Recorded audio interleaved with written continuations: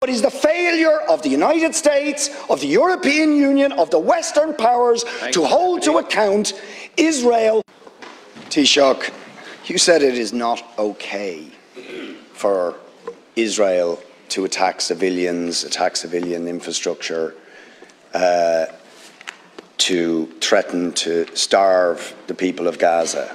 It most certainly isn't okay. It's a war crime. The Israeli government have brazenly, publicly and openly declared their intention to commit a war crime and have commenced that war crime against the people of Gaza, saying that they intend to starve of food, electricity, water 2.2 million people.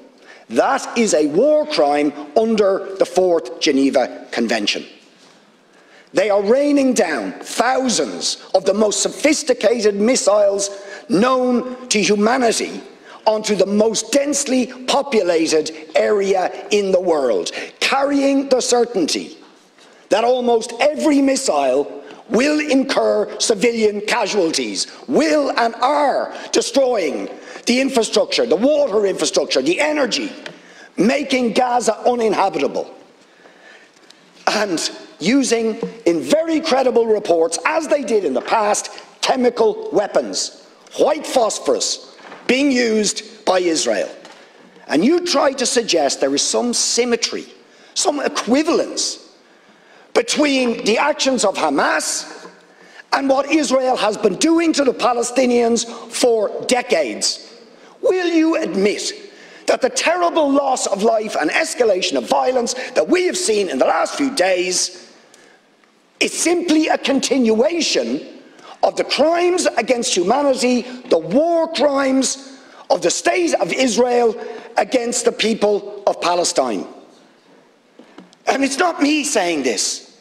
You have, or you should have read, the reports of Amnesty International, which we asked you to read and act on Human Rights Watch, on the UN Special Rapporteur to Palestine, on the UN Human Rights Council, on the issue of Palestine. Do you know that the Israeli state will not even allow the UN Rapporteur on Palestine into the occupied territories, or the UN Human Rights Council in, because they know that they will bear witness to the ongoing ethnic cleansing, the ongoing illegal annexation of territory, the ongoing arbitrary detention of Palestinians without trial, the impunity when they assassinate a journalist like Shireen Abu Akleh. No justice, no sanctions. What do we actually get? The head of the most powerful state in the world, while Israel is threatening to commit war crimes against Israel, says we're going to give them more weapons and arms. We support them absolutely.